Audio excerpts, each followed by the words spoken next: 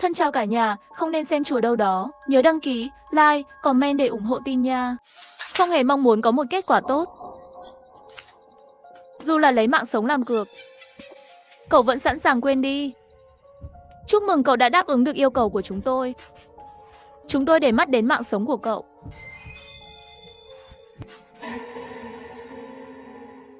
Bạn bè đang ở trước mắt tôi. Nắm đấm của bố tôi như biến thành thỏi bạc. Đập vào bàn khiến giá sách trên đó rung lên 3 lần. Nói thành tích của con sao lại như thế? Bố tôi trợn mắt nhìn một cái. Mẹ tôi định đến ngăn cản. Giơ tay lên nói. Khi con học trung học không phải thành tích khá tốt sao? Nói cho bố biết xem chuyện gì đang xảy ra. Đến đoạn kích động, bố tôi giận dữ nắm lấy tờ bài kiểm tra. Tờ bài kiểm tra mỏng manh đã bị nắm chặt in dấu lên giấy. Tôi run rẩy lùi lại. Nhìn xem, cả lớp chỉ có 48 người. Con xếp thứ 31, con có thấy xấu hổ không? Không thấy xấu hổ sao? Bố tôi vừa nói vừa vò nát tờ bài kiểm tra. Biểu cảm của ông càng ngày càng căng thẳng. Bàn tay hơi siết lại. Dường như đang hình dung điều gì đó. Mẹ tôi đưa tay kéo bố tôi lại. Nhưng bị ông đẩy ra. Giày cao gót đập vào tay nắm cửa phòng khách. Một cái tát vang lên rõ ràng. Mắt của bà ấy như muốn nhắm lại. Tôi vô lực giãy giụa. Cuối cùng tôi chọn im lặng. Tôi co rúm trong chăn, nhìn vào màn hình điện thoại. Không tin vào những gì bố tôi nói, nhưng lại cảm thấy uất ức, nước mắt lại rơi. Tôi lên lớp 10. Năm sau, tôi học nghiêm túc hơn lớp 9. Tôi làm bài tập đầy đủ. Nhưng sao mỗi ngày tôi đều quên? Khi thi cử, tôi lại không nhớ nổi. Trong lớp, tôi đã cố gắng không ngủ trong lớp. Nhưng sáng đi học vẫn không thể tránh khỏi cơn buồn ngủ. Cánh tay mỗi ngày đều bị cào đỏ. Sao tôi không thể tỉnh táo? Hay là bắt đầu sửa lại những câu sai trước? Tôi vừa lau nước mắt vừa tô vào bảng trả lời điện tử. 23 giờ 57 phút mạng di động đang sử dụng sẽ tiêu tốn dữ liệu. Có tiếp tục không? Cửa sổ hỏi đột nhiên hiện lên khiến tôi giật mình. Nó giống như một cửa sổ rác, tôi định tắt đi. Nhưng những con số trên đó lại thu hút ánh nhìn của tôi. Trang web đột ngột nhấp nháy một cái. Đang tải xuống. Tải xong. Màn hình chớp nháy, thỉnh thoảng lại có vài hạt tuyết rơi. Tuyết quái vật có cài đặt không? Màn hình nhấp nháy nhanh một cái. Cài đặt hoàn tất. Còn lại 2 mục màu xanh lá đã tải xong. Hoặc mở tùy chọn ứng dụng. Phần mềm rác này vẫn cố gắng cài đặt. Tôi nhìn thấy trên đó có biểu tượng xanh lá. Hả? Các phần mềm khác đều có dấu 10 nhấp nháy. Nhưng phần mềm này lại không động đậy. Các bạn thật sự tinh quái, dường như đang cười nhạo loài người ngu ngốc, một cách im lặng. Đột nhiên phần mềm tự động mở ra. Giống như những video ngắn gây hồi hộp. Với hiệu ứng bóng đen của các đường dọc. Đang liên kết. Liên kết hoàn tất.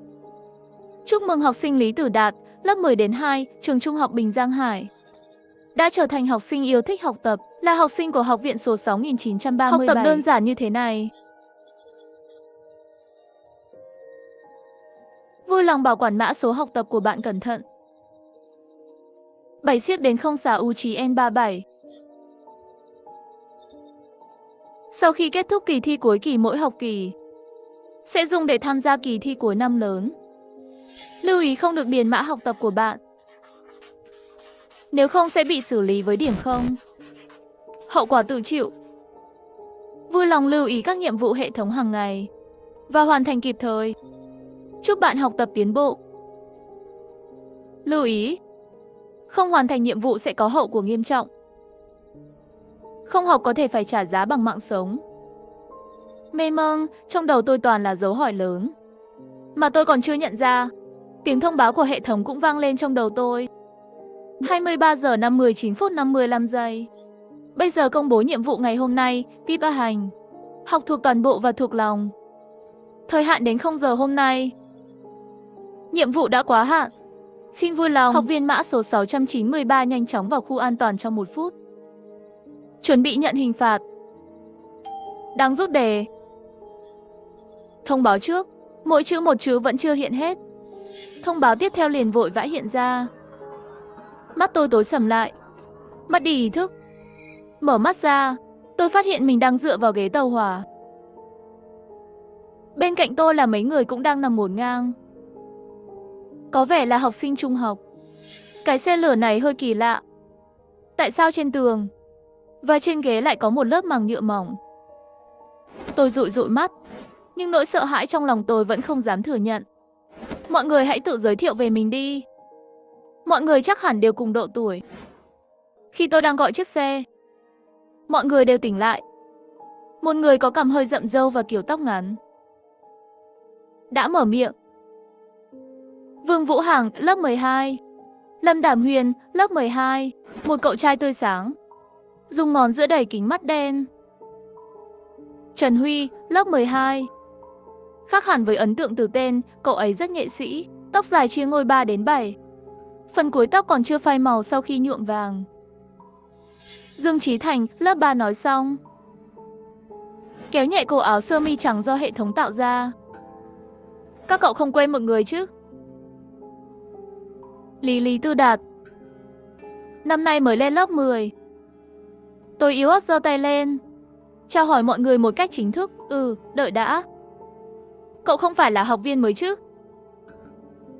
Trần Thạch có vẻ ngạc nhiên, lùi lại một bước, cầm bút như muốn đâm vào ngọn lửa, hét lên. Không phải chứ, đây là đội chính mà. Tôi vừa mới bị ràng buộc trước không giờ, chỉ vài phút trước đã bị giao nhiệm vụ. Nhiệm vụ còn chưa phát hành thì đã hết giờ. Tôi lo lắng đến mức bước chân này. Một âm thanh thông báo bất ngờ vang lên từ phía trên của đoàn tàu. Chào mừng các học viên đến với bản sao chết.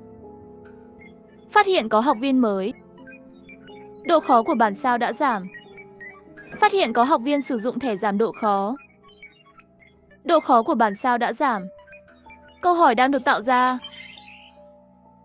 Đoàn tàu còn 300 giây nữa sẽ xuất phát. Cảm ơn bạn đã lên tàu số 404, tàu Tử Thần. Điểm xuất phát của chuyến tàu này là 0 giờ 30 phút.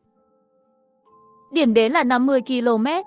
Quá trình di chuyển dài 500 km. Chúc bạn có một chuyến đi vui vẻ. Cảnh báo, tàu truy đuổi ở phía sau, cách 1000 m, sẽ xuất phát trong 900 giây. Mọi học viên hãy chuẩn bị sẵn sàng. Một chuỗi âm thanh thông báo của hệ thống vang lên, khiến tôi cảm thấy hơi choáng váng. Mọi người đến xem này. Vương Viễn Hằng vẫy tay gọi mọi người. Đây là các câu hỏi. Phải xem kỹ đấy. Thông báo cho hành khách 1. Tốc độ di chuyển của tàu Tử Thần liên quan đến số câu hỏi trả lời đúng. Câu trả lời đúng càng nhiều, tốc độ tàu càng nhanh. Hai tàu truy đuổi có tốc độ 0 giây, tăng tốc mỗi giây là 5 giây. Tốc độ tàu tăng 5 km mỗi giờ, vận tốc di chuyển 1,2 giây. Vận tốc di chuyển mỗi giờ 5 km. 3. Tàu Tử Thần sẽ dừng lại nếu không có câu hỏi nào trong vòng 5 phút. Tốc độ sẽ giảm đều và dừng lại. Cần phải tiếp tục trả lời đúng các câu hỏi. 4. Tàu truy đuổi có sát thủ chết người. Mang theo vũ khí tầm xa, sử dụng tốc độ để tăng cường nạp năng lượng. Lần này, tàu không có người lái. Xin chú ý tình trạng đường phía trước. 6. Tất cả các câu hỏi bỏ qua sức cản không khí. Mê mông, nói nhiều như vậy. Câu hỏi đâu rồi? Giang Chí Thành nhíu mày, nhìn Vương Viễn Hằng chằm chằm vào bảng hướng dẫn hành khách một lúc. Hoảng sợ, dâu nhẹ nhàng, đột nhiên nắm lấy bảng hướng dẫn hành khách, kéo mạnh xuống. Cậu làm gì thế? Thanh Thật giơ tay ra định ngăn lại, nhưng đã muộn một bước. Yên tâm đi. Lớp phủ niêm phong sách này tôi là chuyên gia. Chỉ thấy lớp màng nhựa trên tường, cùng với bảng hướng dẫn hành khách bị kéo xuống một mảng lớn, lộ ra những câu hỏi dày đặc phía sau. Sướng quá sướng, mọi người bắt đầu kéo lấy câu hỏi xung quanh. Ngay lập tức, cả chiếc tàu trắng sáng giờ trở nên đen một mảng, trắng một mảng. Ê, thằng nhóc kia, đừng nhét vào túi, đừng để tụi tôi mất mặt nhé. Trần Nhật Thời từ trong túi áo lôi ra một cây bút bi màu đen không nguyện năm. Đợi một chút, chúng ta đi đến cuối đoàn tàu. Nói xong, Vương Viễn Hằng dẫn đầu chạy về phía sau, mê mơ. Nói gì vậy? Phía sau có sát thủ đang đuổi theo đấy. Vậy mà cuối cùng của tàu không phải là nguy hiểm nhất sao? Miệng nói không được rõ ràng, nhưng Trần Tuyết vẫn chạy theo mọi người. Với tốc độ nhanh nhất, cố gắng hoàn thành hết các câu hỏi ở cuối đoàn tàu. Nếu cậu có thể bỏ qua đoàn tàu đó. Vương Viễn Hằng vừa chạy vừa tiện tay xé những câu hỏi dọc đường. Nhưng vừa kéo cửa tàu ra, lại vội vã đẩy nó lại. Va vào Trần Huy. Mê mơn, sao đột nhiên dừng lại vậy? Ngay lập tức xoa xoa mũi. Lâm Đàm Huyên đi vòng qua, lấy lên một tờ giấy quảng cáo từ dưới đất. Đánh bật tấm giấy dán lên. Vũ khí tầm xa của sát thủ không tính đến sức cản không khí. Có thể bỏ qua khoảng cách trong việc truyền tin. Mê mơn, sao lại có một phần trong hướng dẫn hành khách? Lại ở sát thủ đó. Tôi không nhịn được lên tiếng nhắc nhở. Vậy phía sau có chữ. Hình như còn có chữ nữa. Chúc mừng các cậu. Khi các cậu đọc được dòng chữ này, chắc chắn các cậu đã lãng phí một vài phút rồi. Những sát thủ thân yêu nhất của các cậu đã chuẩn bị sẵn sàng. Nói hay không bằng thấy. Chúng tôi có thể bắn vô hạn đấy. Cùng lúc đó, tàu tử thần bắt đầu chuyển động với một tiếng còi dài. Chạy chậm lại. Trò chơi truy đuổi chính thức bắt đầu. Câu này đơn giản quá rồi. Trần Huy nhanh chóng xóa một dòng. Dễ dàng hạ gục, làm ơn đừng ra câu hỏi cơ bản như thế này. Kỹ thuật căn bản gì đó thật là yếu ớt. Đinh đong, một tiếng, câu hỏi từ từ biến mất khỏi tường. Bảng hiển thị ở chỗ nối giữa các toa tàu. Tốc độ của tàu cũng thay đổi. Mọi người đã đến gần toa tàu trước. Toa này giống toa cuối cùng. Ở đây cũng toàn là câu hỏi chọn lựa. Đinh đong, tiếng chuông báo đáp đúng không ngừng vang lên. Rất nhanh chóng, một nửa câu hỏi đã biến mất. Tàu cũng rung lắc một chút. Mọi thứ diễn ra đặc biệt thuận lợi. Tôi nhìn lại các câu hỏi vừa được trả lời đúng và từ từ biến mất. Lại nhìn qua tình hình trả lời của mọi người. Quả nhiên tôi làm quá nhanh.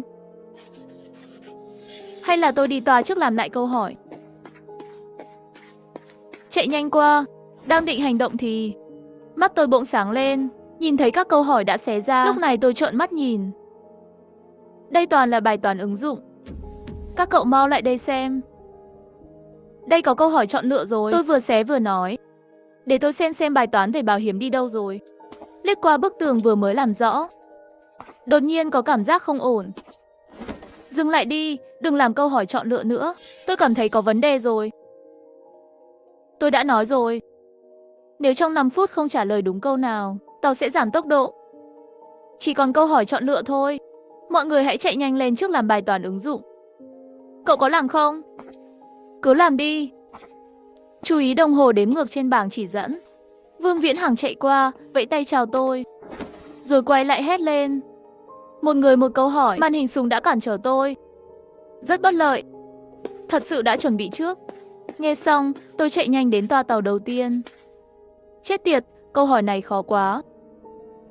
Thành thật không nhịn được mà buông một câu chửi thề.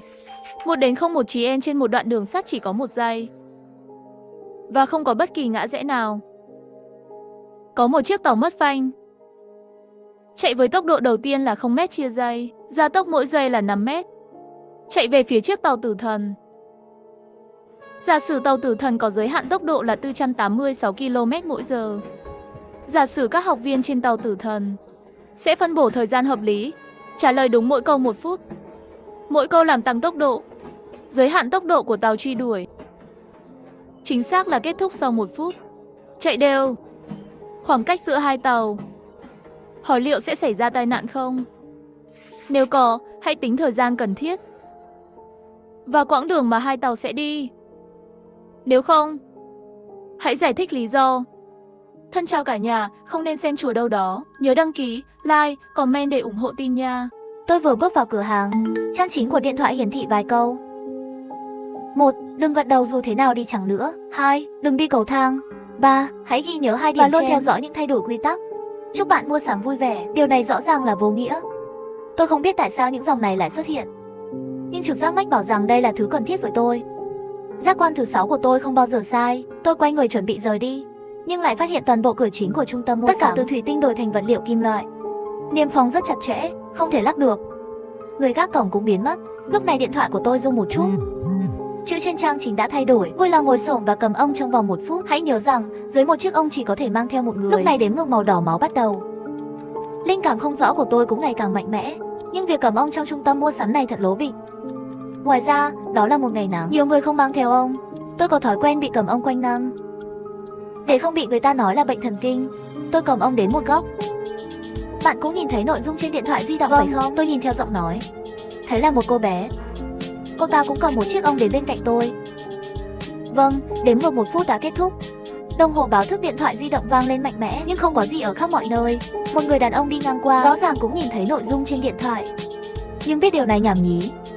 Nhìn hai chúng tôi thật sự cầm ông, cũng là phát ra tiếng cười chế giễu. Đồ ngốc mới tin loại trò đùa này. Tôi nhìn xung quanh và không có gì thay đổi. Vừa chuẩn bị cất ông, hắn bỗng nhiên đau đớn kêu lên. Tiếng kêu chói tai làm trái tim tôi rung động. Chuyện gì đã xảy ra?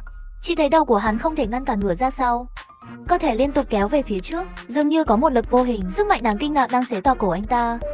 Cảnh này làm tôi sợ chết khiếp. Tay cầm ông cũng dừng lại. Tôi run rẩy lấy điện thoại ra, nhìn chăm chăm vào màn hình điện thoại. Giây tiếp theo, hướng dẫn của điện thoại lại được cập nhật. Vui lòng vào một cửa hàng ngẫu nhiên trong vòng 2 phút. Bạn có thể hỏi nhân viên bán hàng một câu hỏi. Lưu ý rằng chỉ có một. Tôi đã đứng lên. Một bên nữ sinh đã bị dọa đến kinh ngạc. Tôi kéo cô ta lên, đến cửa hàng gần tôi nhất. Hai chúng tôi đi vào cửa hàng. Chỉ thấy chủ cửa hàng mỉm cười đứng trong phòng khách. Xin hỏi cửa hàng có quy tắc nào cần chú ý không? Cửa hàng này nhỏ hơn, tối đa 8 người. Khách thừa sẽ được làm thành đồ ăn ngon. Tôi và cô gái đến một cái bàn trống.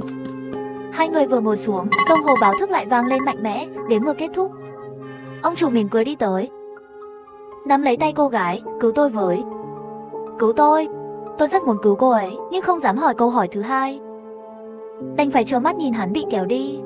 Lúc này, người đàn ông bên cạnh dụ dỗ một phụ nữ béo.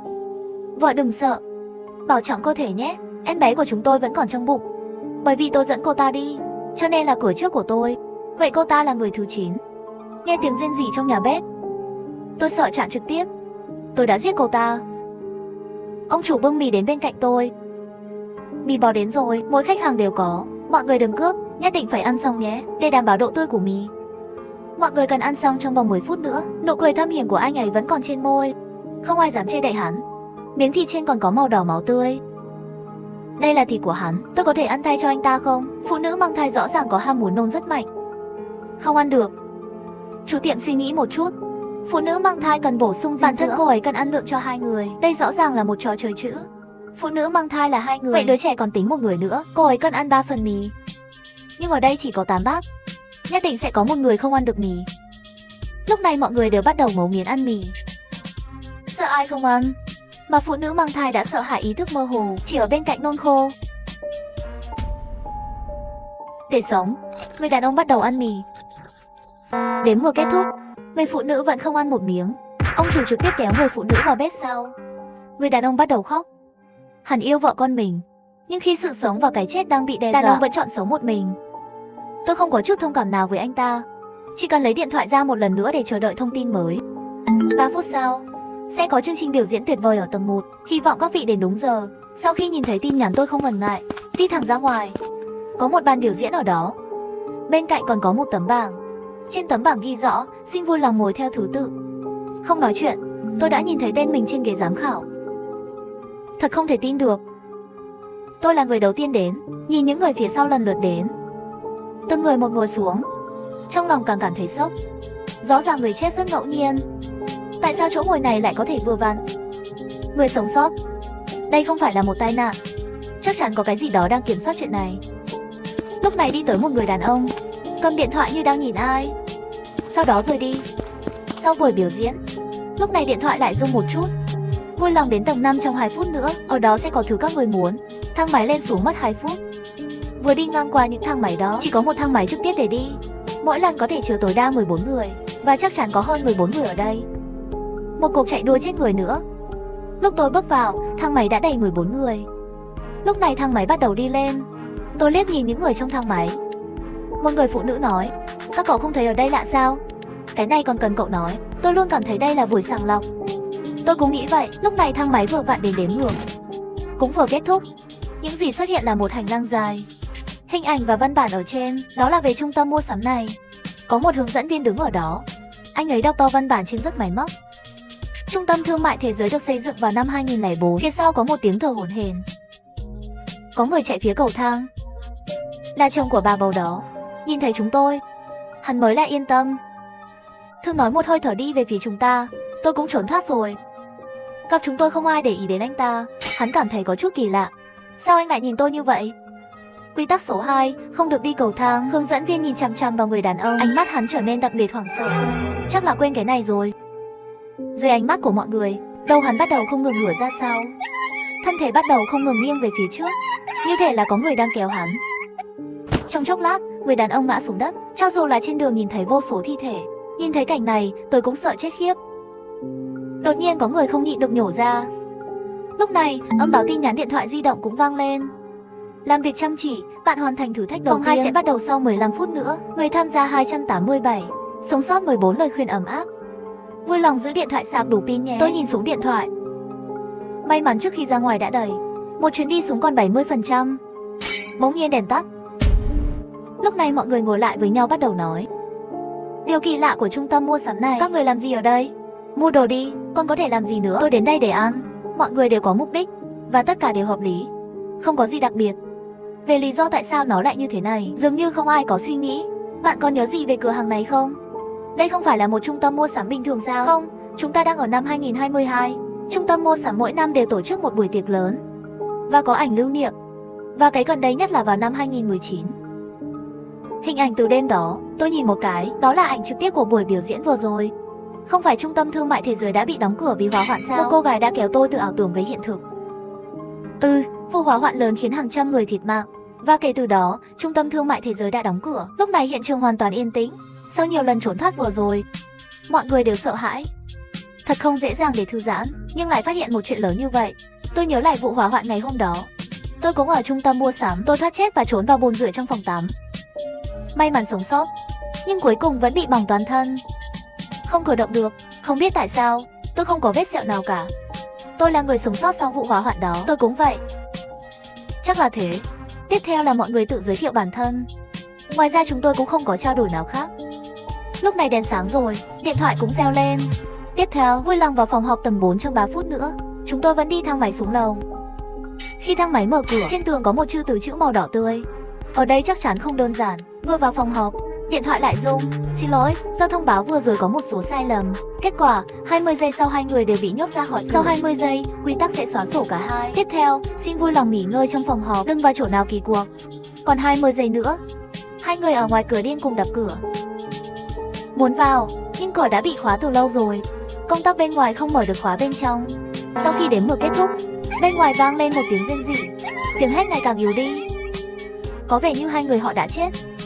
Vui lòng theo dõi trang điện thoại di động, hãy chú ý mọi lúc. Sự việc này suýt chút nữa đã phá vỡ niềm tin sống sót của tôi. Làm theo chỉ là làm việc mệt mỏi. Vào phút cuối, đột nhiên thông báo thay đổi quy tắc. Để ai chịu được đi. Chu Mẫn oán trách. Tất cả là lỗi của anh nếu anh vừa mới vào nhà. Vậy hai người đó sẽ không bị quy tắc xóa bỏ. Tôi không biết nó sẽ gây ra hậu quả như vậy. Thấy tôi không phản bác cô ta, hắn hung hăng hơn. Nói xem anh có cố ý giết họ không?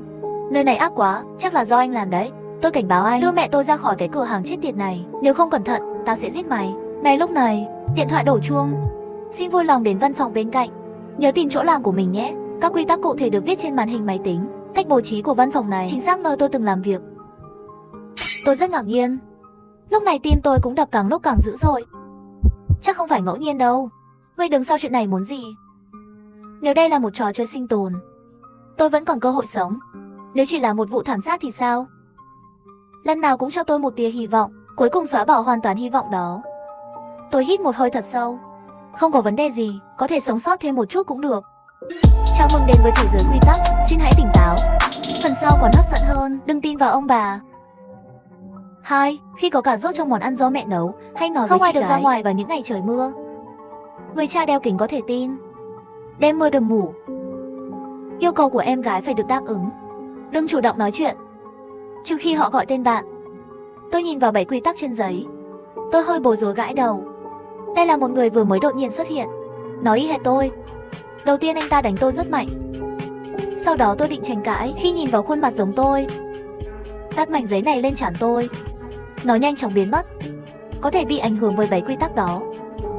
Tôi luôn cảm thấy như một cảm giác quen thuộc. Hôm nay có gì đó không ổn. Ví dụ như em gái tôi thường xuyên lén nhìn ông nội. Ví dụ như mẹ nhìn chằm chằm vào bố, thậm chí không có phản ứng với việc nhúng tay vào súp nóng. Và hôm nay tôi mới phát hiện ra, bàn mặt đờ đẫn cửa bố tôi. Bố ơi, hắn không đeo kính. Vậy không phải là nói lời của bố không thể tin được sao? Con chuột trên lầu đã xử lý xong chưa? Bữa sáng kết thúc, mẹ tôi cuối cùng cũng lên tiếng. Bố liếc nhìn tôi và nói. Chị gái và ông nội ngồi trên ghế sofa, không quan tâm đến cuộc trò chuyện của bố mẹ. Chết rồi, cuối cùng chết mới có thể làm việc. Giọng mẹ hơi khàn, không dịu dàng như bình thường. Tôi đang nghĩ lung tung. Ông nội đột nhiên phát ra âm thanh. Tứ Mễ, buổi chiều cùng ông nội đi mua một chiếc điện thoại thông minh đi. Ông nội gọi tên tôi, nhưng tôi nhìn ngoài cửa sổ trời mưa phùn. Nói về ông nội, trưa ngày nắng mới ra ngoài đi.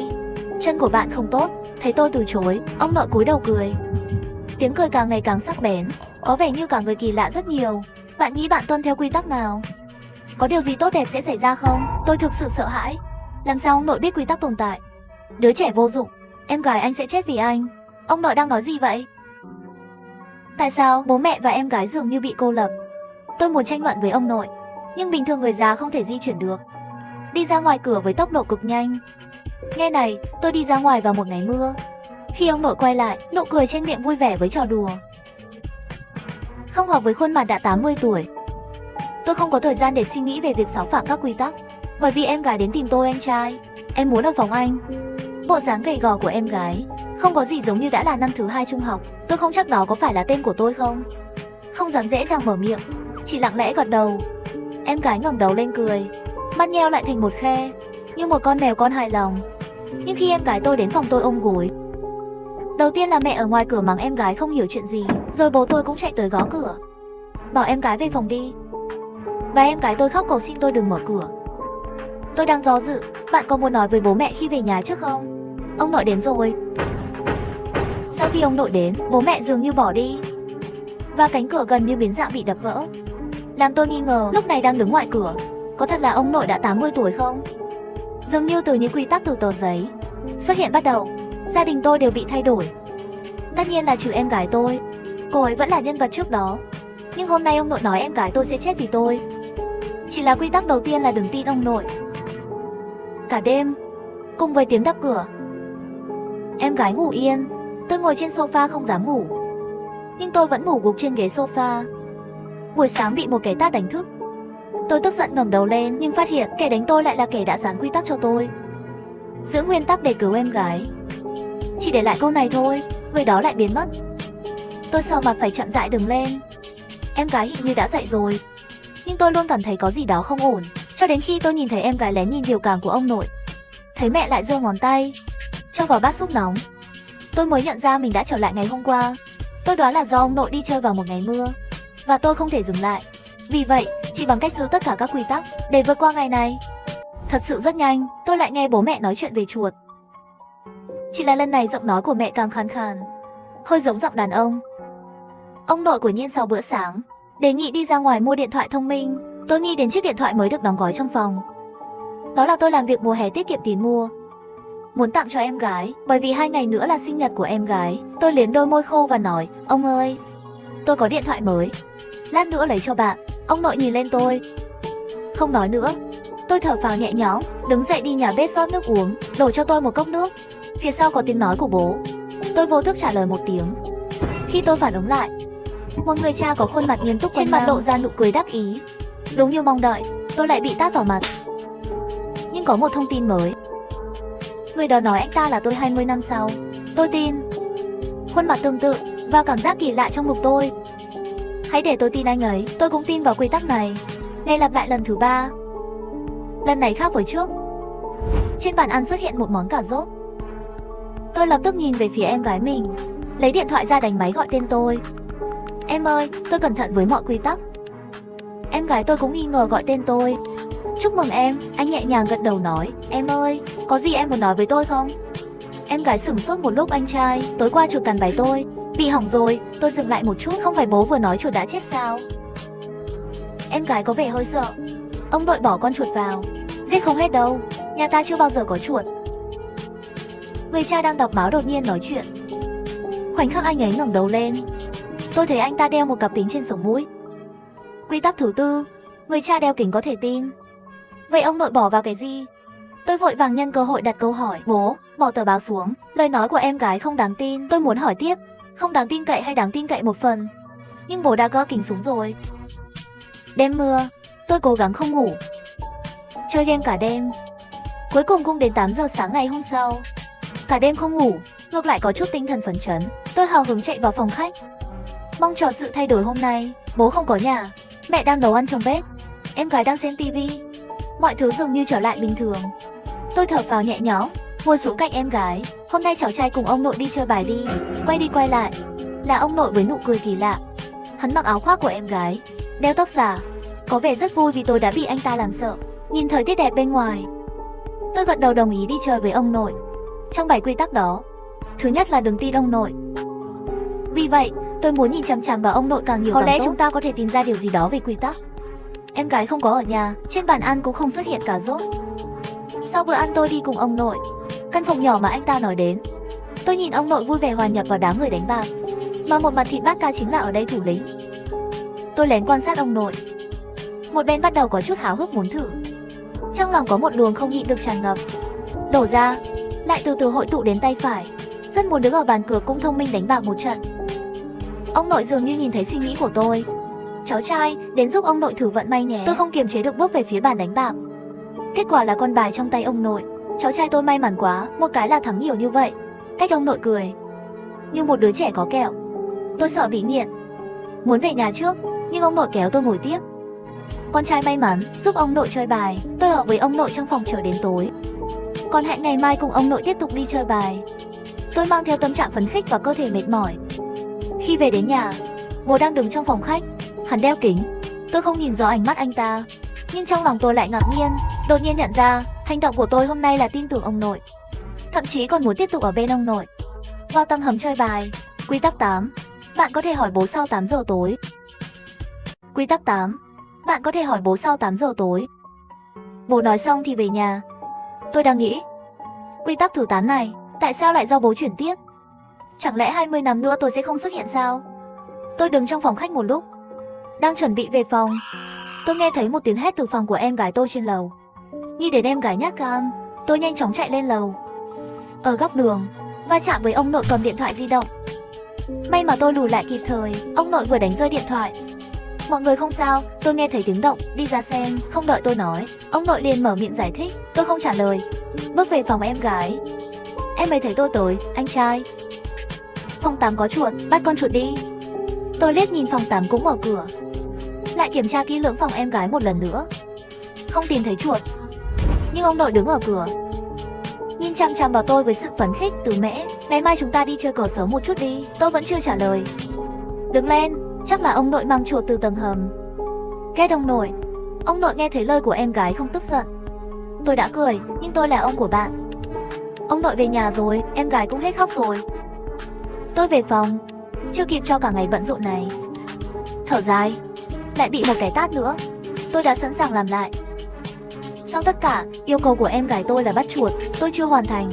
Sau khi ngủ một đêm, tôi sẽ nhận được các quy tắc sau. Tất cả những gì xảy ra đều được lặp lại. Sắp xếp lại đi. Hiện đã biết, vi phạm các quy tắc sẽ dẫn đến một lần nữa trong ngày, và sẽ có những thay đổi nhất định. Dường như bắt đầu từ việc nhận được những quy tắc đó, tôi bước vào một không gian kỳ lạ. Vẫn là những địa điểm và nhân vật tôi quen thuộc, nhưng mọi người đều khiến tôi cảm thấy xa lạ.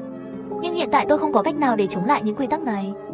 Tôi đoán, bước đột phá phải ở ông nội hoặc em gái. Nhưng sáng nay vẫn không thấy em gái. Không thể chủ động hỏi. Tôi lại cùng ông nội đến sòng bạc. Nhưng lần này tôi không đánh bạc. Mặc dù trong lòng vẫn có khát vọng đối với bàn đánh bạc. Tôi nhận thấy, khi tôi giả vờ đi vệ sinh, ông nội lén đưa cho ai đó chiếc điện thoại thông minh, đưa cho bác ca. Sau đó, sau khi trượt điện thoại của ông nội vài lần, hắn bấm vào điện thoại trong tay. Sau đó ông nội lấy lại điện thoại, mỉm cười, tiếp tục đến bàn cược. Ông nội thấy tôi về, đưa điện thoại cho tôi. Mật khẩu, bạn giúp ông nội xem điện thoại này hình như có chút vấn đề. Hắn có vẻ khiêu khích, dường như không thể chờ đợi để tôi tìm thấy một cái gì đó. Mật khẩu điện thoại di động của ông nội là bao nhiêu? Tôi nghịch điện thoại. Nếu có cơ hội, vậy tự nhiên vẫn phải nắm chắc.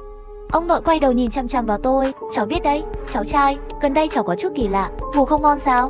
Ông nội nói câu này, đồng thời trang điện thoại di động xuất hiện một dòng chữ: đừng để bất cứ ai phát hiện ra sự bất thường của bạn. Tôi hơi bối rối, lắc đầu như che giấu. Nhập mật khẩu bạn thường sử dụng. Mật khẩu đúng. Cháu trai, album ảnh trong điện thoại này của tôi không hiển thị được. Tình huống thế nào vậy? Cái ông nội cười tủm tỉm khiến tôi hơi buồn nôn. Tôi cúi đầu mở album ảnh. Nội dung bên trong khiến tôi lập tức nắm chặt tay. Sao rồi, có phải chưa từng phát hiện em gái mình đẹp như vậy không? Ông nội mỉm cười. Những người khác trên bàn cũng cười. Chú bác không biết khi nào đứng sau lưng tôi. Nói tiểu tử này lông còn không mọc đầy đủ. Biết gì không? Sau đó lại cúi người ở bên cạnh ông nội nói. Mấy anh em tối nay đến nhà bạn uống rượu. Nợ cờ bạc của bạn có thể được gia hạn thêm vài tháng. Thằng nhóc này đến lúc đó cùng chúng ta uống được không? Ông nội vội vàng đồng ý. Nụ cười dễ chịu đó khiến tôi cảm thấy chói mắt.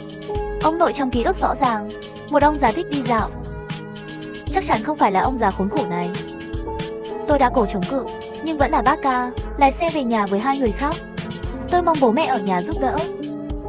Nhưng dưới nhà không có ai. Đèn trên lầu sáng, em gái có về ở nhà. Tôi bị ép uống vài ly rượu. Trong đầu nhanh chóng mờ mịt. Cảm giác như bên ngoài đang mưa. Con trai, đi mua thêm chút rượu. Đầu bị người ta vỗ hai cái. Tôi lắc lư đứng lên và đi đến cửa. Bên ngoài quả nhiên là mưa rồi. Tôi không thể ra ngoài. Lý do còn lại khiến tôi nhớ các quy tắc. Trời mưa không được ra ngoài. Ngay trên lầu, bác ca, vậy nợ cờ bạc này của tôi có phải không cần trả nữa không? Trong lúc mơ hồ, tôi nghe thấy giọng nói của ông nội. Sau đó là tiếng hét của em gái. Tôi cố trèo lên lầu. Khi nhìn thấy em gái mình nằm trên mặt đất đầy tội lỗi, đầu cuối cùng cũng có chút tỉnh táo. Ông nội không bằng súc sinh lại dùng em gái để trả nợ cờ bạc. Tôi chợt nhớ ra những quy tắc đó. Tôi muốn làm lại lần nữa, tránh bi kịch của em gái. Có lẽ đây là những gì tôi gọi là cứu em gái tôi 20 năm sau. Lão tử đánh nhau với các ngươi rồi. Tôi đột nhiên chạy về phía bác ca, nhưng bị hắn tát ngã xuống đất. Mở mắt lần nữa, trời sáng rồi. Tôi vội vàng ra khỏi phòng ngủ. Quả nhiên, ông nội lại đề nghị tôi cùng ông xuống tầng hầm. Sử dụng tốt quy tắc. Lần này tôi sẽ cứu em gái tôi. Lần này tôi chọn từ chối. Ông nội ở nhà cả ngày. Mẹ nấu ăn và dọn dẹp nhà cửa như robot. Thỉnh thoảng chửi bố vài câu. Em gái tôi có vẻ hơi sợ tôi. Cả người sợ hãi. Ngoại trừ đi ăn, cứ ở trong phòng mình. Mặc dù ông nội đến sòng bạc một mình, nhưng đêm tối vẫn mang về bát ca và hai sòng bạc khác. Thay đổi duy nhất là họ không cho tôi uống, mà bảo tôi đi mua rượu. Bầu trời buổi tối u ám, nhưng trời vẫn chưa mưa. Tôi chạy nhanh đến cửa hàng. Tôi nhớ cửa hàng nhỏ cũng bán thuốc diệt chuột. Tôi sẽ đập vào ba cái tên đó và giết chúng. Với suy nghĩ này, tôi bỏ thuốc chuột vào rượu mạnh rồi mới vào nhà. Nhưng dưới lầu không có ai, trên lầu có động tĩnh. Tôi chạy lên lầu, tìm thấy em gái mình nằm trên mặt đất. Ông nội ngồi xổm trong góc, và ba cái tia khốn nạn thấy tôi lên, cười lên. Thằng nhóc này thực sự rất đẹp trai. Này, khi tôi ném chai rượu lên đầu bác ca, ông nội nhảy từ cửa sổ phòng em gái. Tư thế sáng sủa như một thanh niên tầm 20 tuổi. Và những giọt mưa bên ngoài cửa sổ vừa rơi, họ đánh tôi và bỏ chạy. Tôi cố gắng bỏ đến bên cạnh em gái, kéo khăn trải giường xuống và đắp lên người em ấy. Sau đó run rẩy đưa ngón tay ra, đặt dưới mũi của em gái. Em gái chết rồi. Tôi nằm trên mặt đất để nước mắt rơi. Tại sao làm lại một lần nữa? Em gái vẫn chết. Chúc mừng. Tiếng động bất ngờ làm tôi bừng lên hy vọng. Sau 8 giờ tôi có thể hỏi bố câu hỏi. Tôi phải làm gì để cứu em gái tôi? Bố tôi không trả lời câu hỏi của tôi, chỉ cần cúi xuống và nhìn chăm chăm vào tôi. Từ khóe mắt tôi trôi đến đôi giày của anh ấy ở bên mặt tôi, và khuôn mặt của cha tôi đối mặt với tôi. Cúi xuống 90 độ có phải là điều mà con người có thể làm được không? Sự xuất hiện của bố làm gián đoạn suy nghĩ của tôi. Nhớ bạn không có ông nội. Giọng nói của bố vừa rơi xuống, tôi rơi vào bóng tối. Mở mắt lần nữa, tôi quay lại với ông nội và yêu cầu tôi đưa ông xuống tầng hầm. Ngày chơi bài, tôi nhớ lại cuộc trò chuyện với bố. Vì vậy, nếu tôi giết ông nội trước từ gốc rễ, có phải em gái đã không xảy ra chuyện đó không? Hôm nay Tứ Mế cùng ông nội đi chơi bài đi, ông nội lại nói. Tôi nâng khuôn mặt tươi cười lên nhé. Sau khi ông nội bước ra cửa trước, tôi giơ cây gậy bóng chày bên cửa, nhặt lên. Khi ông nội quay đầu lại, tôi đập cây gậy bóng chày vào đầu anh ta. Ông nội đầy máu nằm trên mặt đất, và những người qua đường làm ngơ. Thế giới này của nhiên rất kỳ quái. Tôi đặt gậy bóng chày ném bên cạnh ông nội không còn thở. Quay lưng về nhà. Khi ra ngoài, phòng khách trống rỗng lúc này đã đầy người rồi. Gặp tôi vào cửa, em gái cười hỏi anh trai tôi, quà sinh nhật của tôi đâu? Tôi sửng sốt, đứng bên cạnh mẹ giải vây đường. Anh trai bạn luôn thích là người cuối cùng tặng quà. Chúng ta thổi nến đi. Bố đang nghiêm túc thắp nến. Nụ cười dịu dàng trên khuôn mặt mẹ. Em gái cảm thấy miệng làm núng. Tôi đã trở lại thế giới thực. Bởi vì tôi đã giết ông nội, em gái tránh được tai họa đó. Vậy là đã hoàn thành nhiệm vụ cứu em gái sao? Tôi bình thản một hơi thở. Nhìn em gái ước nguyện nghiêm túc, trái tim tràn đầy niềm vui đã mất và tìm lại. Không phải anh đi đón ông nội sao? Ông nội đâu? Em gái cũng đến đây. Đúng rồi, hôm qua ông nội gọi điện nói muốn tặng tôi một món quà sinh nhật đặc biệt. Tôi chỉ cảm thấy toàn thân máu chảy như đỉnh đầu. Chẳng lẽ tôi còn ở trong thế giới quy tắc? Từ Mễ đi nhanh quá, tôi liều mạng cũng không đuổi kịp hắn. Khi tôi nghĩ làm thế nào để giải thích, có tiếng ông nội ở cửa. Tôi quay đầu cứng ngắc. Người đứng ở cửa chính là ông nội bị tôi đập một cây gậy. Chỉ là ông nội ăn mà gọn gàng thôi, dường như cũng không có ký ức bị tôi đập vỡ đầu. Sau khi hắn đi tới và âu yếm xa đầu tôi, sau khi ông nội đưa cho em gái một túi quà, ngồi bên cạnh tôi, cảm ơn ông nội. Em gái vui vẻ nhận quà. Sau khi mở ra còn phát ra tiếng reo hò. Tôi chỉ cảm thấy chóng mặt, không hiểu rõ tình hình hiện tại. Bởi vì em gái tôi đang cầm nó trong tay, chính là chiếc điện thoại tôi tặng ông nội. Tôi hít một hơi thật sâu, tinh thần lại sụp đổ. Tiệc sinh nhật vui vẻ, tôi nhìn chằm chằm vào ông nội. Lần thứ 3 hắn chạm vào đầu tôi. Cuối cùng tôi đã phát hiện ra điều gì đó không ổn. Tay ông nội còn quá trẻ, không chỉ không có đốm và nếp nhăn của người già, và những ngón tay trắng mảnh mai, hình như là một thanh niên tầm 20. Tôi rất muốn tìm hiểu tình hình của ông nội, cho nên khi nhìn thấy ông nội một mình lên lầu, tôi trực tiếp theo sau, nhìn anh ta biến mất trước cửa phòng em gái. Nhưng khi tôi mở cửa phòng em gái tôi, nhìn thấy là bóng lưng của em gái đang thay quần áo. Sao anh không có cửa? Lời trách móc của em gái khiến tôi lập tức quay lưng lại, quên mất mình đuổi theo ông nội vào nhà. Khi tôi nhìn vào hình ảnh phản chiếu của tay nắm cửa, nhìn thấy em gái phía sau liên tục kéo mình. Lúc này tôi mới tỉnh lại, rồi quay lại thì thấy mình nhảy từ cửa sổ xuống, còn khiêu khích tôi vào một cái. Tôi ngồi thở hổn hển trên mặt đất.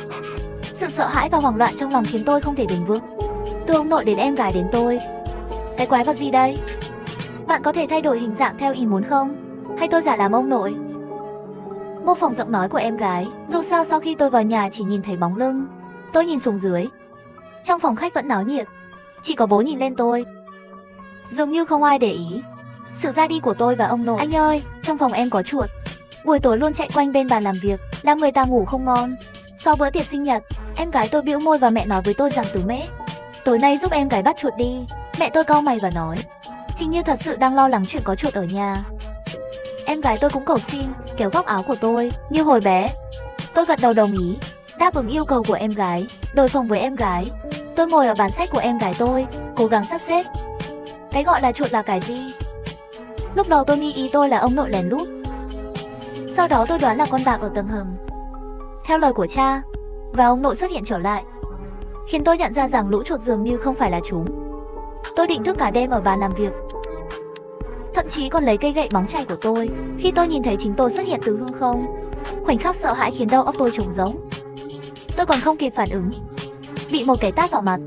Thời gian không còn nhiều, bạn vẫn chưa tìm thấy con chuột. 20 năm sau, hình như tôi là một người thành công. Bộ đồ, mang theo khí chất của người quý phái. Chuột là ai? Tại sao tôi thấy chính mình? Tại sao ông nội không giết được? Tôi vội vàng vứt bỏ những nghi ngờ trong lòng. Đây là thế giới quy tắc, ông nội hoặc chính bạn nhìn thấy chỉ là hình thức bên ngoài của cái ác trong quy tắc. Sau 20 năm, tôi dường như không hài lòng với sự ngu ngốc của mình. Trong mày tiếp tục nói, sau đó giết cái ác từ gốc rễ để cứu em gái. Trở lại thực tế, tôi nhìn chằm chằm vào mặt bên của anh ta và hỏi, căn nguyên là tầng hầm sao? Em gái đã đề cập, ông ngoại băng chuột từ tầng hầm tới, nhưng anh ấy chỉ nhìn tôi với đôi mắt phức tạp. Cái ác này sẽ tận dụng mọi cơ hội để khiến bạn xáo phạm quy tắc, nhưng bạn không có cơ hội khởi động lại. Nếu lần này không giải quyết được gốc rễ của cái ác, cậu không thể cứu em gái mình nữa. Cái ác này sẽ tận dụng mọi cơ hội để khiến bạn xáo phạm quy tắc, nhưng anh không có cơ hội làm lại. Nếu lần này không giải quyết được gốc rễ của cái ác, cậu không thể cứu em gái mình nữa. Nếu nguồn gốc không phải là ông nội, chắc là tầng hầm rồi. Nhưng hãy nghĩ đến chú Bát Ca và bạn của nó. Tôi có lẽ cần phải lên kế hoạch cẩn thận. Tâm lý ban đầu của tôi, một số giống như đang chơi trò chơi, thất bại và làm lại. Nhưng bây giờ tôi biết số lần không có lại. Hãy cẩn thận. Tôi muốn tiếp cận Bát Ca trước, nhận được sự tin tưởng của anh ấy. Khi tôi vào sòng bạc một mình, người đàn ông mạnh mẽ đăng ký ở cửa chỉ nhìn tôi một cái, lên cười hi hi tiến tới nhìn chằm chằm điện thoại của tôi. Anh em Từ Mễ hôm nay lại có mang theo hàng tươi không? Tôi kìm nén sự lo lắng của mình và nói, hãy nói chuyện. Người đàn ông mạnh mẽ nhìn thoáng qua hướng đi của Bát Ca nói, tôi hiểu. Từ Mễ, vậy tôi sẽ giúp bạn đăng ký thủ tục rồi. Hôm nay cần bao nhiêu chip? Quy tắc cũ. Tôi dự kiến quay lại vẫn là quy tắc cũ. Sau đó giả vờ đi tiểu gấp và đi vệ sinh trước. Những người ở đây rất quen thuộc với tôi. Tôi đoán đó là sự suy thoái của thế giới quy tắc này. thường xuyên ra vào đây vì vẻ ngoài của tôi. Điều đó giúp tôi tiết kiệm rất nhiều thời gian đối với những gì người đàn ông mạnh mẽ nói. Theo những gì đã xảy ra khi ông nội tồn tại, xác suất lớn có nghĩa là video và hình ảnh của em gái. Tôi vội vàng dùng điện thoại di động phê duyệt mấy bức ảnh. Có lẽ là bác ca đối với khuôn mặt này của tôi đủ tin tưởng rồi. Sau khi xem ảnh, chỉ có bóng gió nói một câu: lần sau quay video đi. Tôi đã ở sòng bạc cho đến khi hết chip, bị người mạnh mẽ cười nhạo không nên đi vệ sinh trước.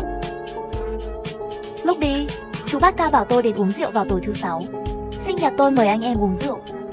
Không say không về, mọi thứ diễn ra cực kỳ tốt đẹp. Tôi mỗi ngày chụp hình chiếu lệ bác ca. Chỉ đợi thứ 6 đến thôi. Thứ 5 mưa, tôi không xuống tầng hầm, yên tâm ở nhà. Tôi đã không nhìn thấy em gái tôi từ sáng. Điều này làm tôi hơi bất an. Nếu em gái ở ngoài, điều đó có xáo phạm quy tắc không? Buổi chiều mưa càng lớn. Em gái cũng gọi điện thoại cho anh trai vào lúc này. Tôi đang ở phòng an ninh ở cổng cộng đồng. Không có ông. Quy tắc thứ 3, không ai được ra ngoài trời mưa. Quy tắc 6, yêu cầu của em gái phải được đáp ứng.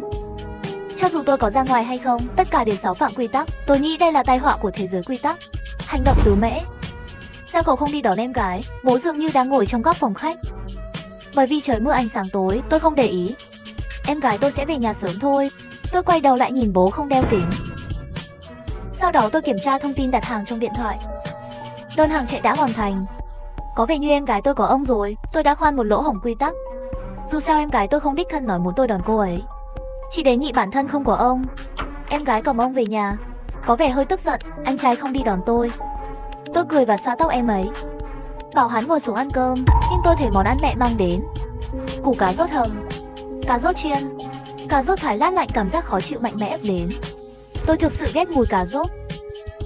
Nhưng số lượng cá rốt xuất hiện lần này so với lần đầu tiên nhiều hơn rất nhiều. Có nghĩa là rắc rối của em gái cũng phải lớn hơn nhiều sao? Sau bữa ăn tôi vẫn chưa tìm em gái. Cô ấy cầm điện thoại đi tới: anh trai, trên mạng sao lại có loại ảnh này của tôi? Mặt tôi bỗng rất nhợt nhạt, bởi vì người mẹ đi ngang qua với trái cây nhìn chằm chằm vào tôi. Con không khỏe à? Mặt xấu quá. Em ơi, trang điện thoại di động đã đóng rồi. Tôi cố gắng sắp xếp ngôn ngữ để trả lời câu hỏi của em gái tôi, nhưng em gái vui vẻ nhận lấy dĩa trái cây mẹ đưa cho. Anh trai sẽ giải quyết phải không? Tôi thực sự ghét những con chuột trong tầng hầm. Em gái thì thầm vào tai tôi. Tôi bối rối gật đầu. Em gái lại đưa điện thoại di động cho tôi. Trên màn hình điện thoại là quy tắc thứ 10, không được làm hại người vô tội. Quy tắc số 10, không được làm hại người vô tội. 8:30 tối, con đã tìm thấy bố. Bố đeo kính. Điều này khiến tôi yên tâm hơn. Từ mễ, anh cần tôi làm gì? Giọng bố tôi trầm và mạnh mẽ. Hãy để tôi trong thế giới quy tắc này có một chút cảm giác an toàn. Bố ơi, nếu con đốt chết bác ca, tôi sẽ làm hại người vô tội sao? Bố tôi cau mày. Không có người vô tội ở đây. Cửa hàng bên cạnh tầng hầm quá gần. Ngọn lửa sẽ không lan đến đó sao? Từ mễ, không có người vô tội ở đây. Sau khi bố lặp lại một lần, vẫy tay đuổi tôi đi ngủ. Lời nói của bố làm tôi yên tâm.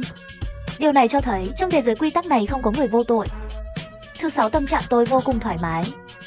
Cuối cùng cũng kết thúc rồi, cho nên tôi ở chỗ bác ca khi họ uống đến khi nổi điên, giả vờ uống rượu. Người ngồi bên trái tôi cười nhạo sự xấu xí của tôi. Anh trai Từ mễ có say không? Tôi hét lên muốn tặng bác ca một món quà lớn. Bác ca là anh trai tôi phải chuẩn bị quà sinh nhật cho anh trai tôi. Tôi đóng vai một người say rượu. Anh ơi, tôi đột nhiên nhận được một lô hàng tốt. Ngay đây. Tôi chụp cái túi luôn để bên cạnh. Anh trai không nhận là coi thường tôi. Trong túi là loại bột quen thuộc của họ. Chú bác ca vừa mở ra liền cười vỗ về tôi. Từ mễ là đủ rồi anh em ơi. Chia đi, mặt mũi của em trai Từ mễ phải cho. Tôi nhẹ nhàng lau mồ hôi lòng bàn tay anh ấy. Mặc dù anh em bác ca không nhìn thấy lô bột này, nhưng không thể tỏ ra ghét bỏ trước mặt anh em, cho nên nhất định sẽ đem những thứ này chia cho anh em. Còn chú bác ca luôn phô trương tình anh em, chắc chắn cũng sẽ dẫn đầu. Tôi nằm trên bàn giả vờ say, không để ý bên cạnh muốn kéo tôi cùng nhau hút. Người đàn ông mạnh mẽ lôi kéo tôi đến thời gian. Sau khi nghe họ nói hơi chóng mặt, từ từ nở nụ cười. Tầng hầm đang cháy. 2 phút sau khi tôi đi, tôi đốt khăn trải bàn bằng bật lửa của bác ca. Lửa lan rộng. Tôi đã hỏi ông chủ bên quầy bán hàng rồi. Có nước cam không? Em gái tôi thích uống nước cam nhất. Tôi muốn mang cho em ấy một chai. Ông chủ dường như không thể nhìn thấy khói sau vụ cháy, thậm chí còn nói chuyện với tôi vài câu. Tôi chạy về nhà với nước cam. Trong thời gian này cơ thể tôi mệt mỏi, nhưng lúc này tinh thần lại vô cùng phấn chấn. Về nhà, nhìn thấy bố mẹ và em gái đang ngồi ở bàn ăn nói chuyện cười. Em gái vẫy tay bảo tôi nhanh lên, khiếu nại tôi về muộn. Đồ ăn sắp lạnh rồi, rõ ràng bọn họ đang ngồi ở nhà hàng không xa lắm, nhưng dường như cách tôi một thế kỷ. Tôi còn thấy mắt hơi nóng. Thật sự đã trở lại. Em gái nhìn thấy nước cam trong tay tôi, vui vẻ tiếp nhận. Anh trai là tốt nhất. Mẹ hỏi tôi vì sao về muộn thế này, có phải đang yêu thầm không? Người cha đối diện ngẩng đầu lên, kính mắt trên sống mũi có mấy chữ. Từ mẹ vẫn chưa nhớ ra sao? Ai là nguồn gốc của cái ác? Giọng nói của bố vừa rơi xuống, em gái liền cười. Bố ơi, con vẫn chưa chơi đủ đâu. Mẹ cũng cất đi nụ cười tốt bụng. Cuối cùng cũng kết thúc. Tôi bị kích động bởi sự thay đổi đột ngột này, có chút mất mát. Dậy đi. Đeo mắt kính Trang ngồi đối diện, nhìn vào mắt tôi và nói, âm thanh rất gần, giống như dán vào tai tôi nói. Bình thường, tôi còn thấy ánh sáng trong phòng càng ngày càng sáng. Tôi muốn che mắt lại. Khi tôi đưa tay ra, tiếng la hét vang lên, tỉnh dậy. Tôi tỉnh dậy trên giường bệnh. Bố tôi nói có hỏa hoạn ở tầng hầm, và tôi ngất xỉu trước cửa hàng. Đã được đưa đến bệnh viện. Chính là cậu đã hôn mê hơn 1 tháng rồi. Nếu bạn có thêm bất cứ điều gì, tôi và bố anh thật sự không còn sống nổi. Mẹ nằm trên giường khóc lóc. Tôi cũng lặng lẽ khóc. Tôi đã thất bại. Tỉnh lại, tôi biết rõ mình đã thất bại. Bởi vì nguồn gốc của cái ác không phải là tầng hầm, là tôi. Chính anh trai là tôi đã giết em gái tôi.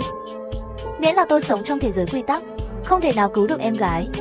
Tên tôi là Cung Tứ Mễ, năm nay 21 tuổi. Em gái tôi, nhỏ hơn tôi 4 tuổi, đã qua đời. Tôi là người đã giết em ấy. Trong kỳ nghỉ hè năm thứ nhất, tôi đang chơi bài ở tầng hầm khu phố, từ từ nghiện ngập. Chưa đầy 1 tuần, tôi sẽ làm việc bán thời gian trong 2 học kỳ. 20.000 đô la tiết kiệm được, mất hết rồi. Mắt đỏ, tôi muốn lật lại. Đã vay nặng lãi của họ. 1 tháng, tôi nợ 200.000. Bác Cao muốn đến nhà tôi đòi nợ. Lúc đó bố mẹ cãi nhau không ngừng. Tôi không dám để họ biết. Nhưng một lần em gái tôi đến gọi tôi về nhà ăn cơm. Chú bác Ca đề xuất muốn tôi chụp ảnh hoặc video của em gái tôi cho anh ấy. Anh ấy nói dựa trên chất lượng hình ảnh có thể bù một phần nợ cờ bạc. Tôi tự cho mình là thông minh, gửi cho anh trai sau khi sửa đổi bằng bản đồ mạng. Thỉnh thoảng quay một số video em gái ở nhà.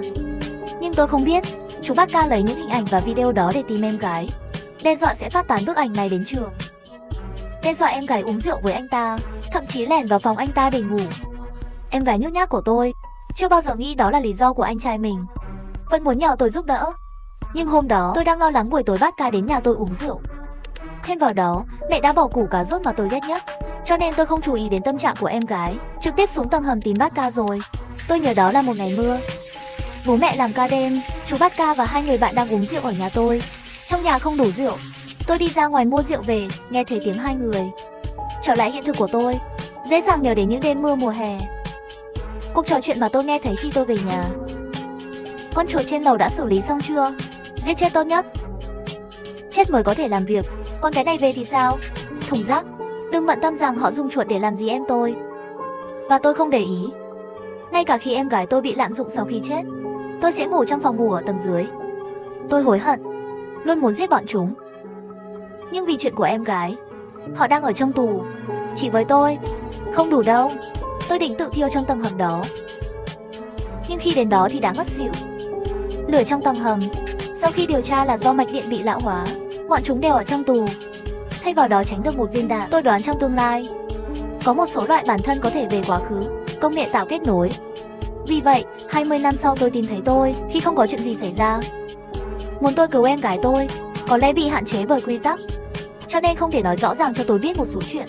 Mặc dù lần này thất bại, nhưng tôi đã thắp lên hy vọng, vì tôi có thể vào thế giới quy tắc một lần. Điều đó có nghĩa là nếu tôi tích lũy đủ của cải và quyền lực, có thể sau 20 năm nữa, cơ hội kết nối với quá khứ, trở thành người đánh thức bản thân 20 tuổi. Thời gian tới, tôi học tập quan hệ kinh doanh, tích lũy của cải và quyền lực, trong khi theo dõi các loại đối thoại thời gian và không gian, tin tức về thế giới song song. Về phần bác Ca, họ đang được chăm sóc đặc biệt, họ đã chết từ lâu rồi. Khi tôi 40 tuổi, thực sự có công nghệ đối thoại không đến thời gian, chỉ là cơ hội có hạn, và đó là kết quả nghiên cứu sơ bộ, cho nên sự ổn định không tốt. Tôi đã suy nghĩ rất lâu, làm thế nào để tránh bi kịch của em gái. Nếu trực tiếp nói mình sẽ hại chết em gái, tôi 20 tuổi chắc chắn sẽ không tin đâu. Vì vậy, tôi quyết định tiếp tục trò chơi quy tắc. Lúc đó tôi có hứng thú với game.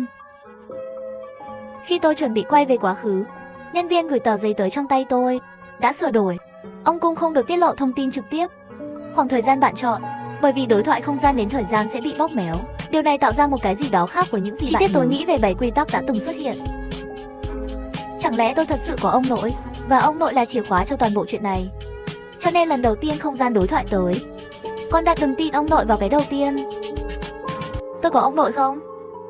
Nếu có ông nội trong vụ của em gái, nó đóng vai trò gì? Ông Cung, ông đã sẵn sàng chưa? Nhân viên đang giục tôi. Tôi cúi đầu sửa lại thông tin đã viết. Tôi không có ông nội, khi có cà rốt trong món ăn của mẹ. Phải giao tiếp với em gái, không ai được ra ngoài trời mưa. Người cha đeo kính có thể tin. Đêm mưa đừng ngủ. Yêu cầu của em gái phải được đáp ứng. Đừng chủ động nói chuyện, trừ khi họ gọi tên bạn. Chỉ trong chốc lát, tôi nhìn thấy tôi lúc 20 tuổi, đang ngồi bên cửa sổ chơi game. Dùng hết sức đánh hắn một cái tát vào mặt, dán ghi chú quy tắc lên trán anh ta. Thời gian tuân thủ quy tắc quá ngắn. Phản hồi từ tôi và nhân viên, ông Cung. Bạn có thể nói chuyện cùng một lúc mỗi tuần một lần.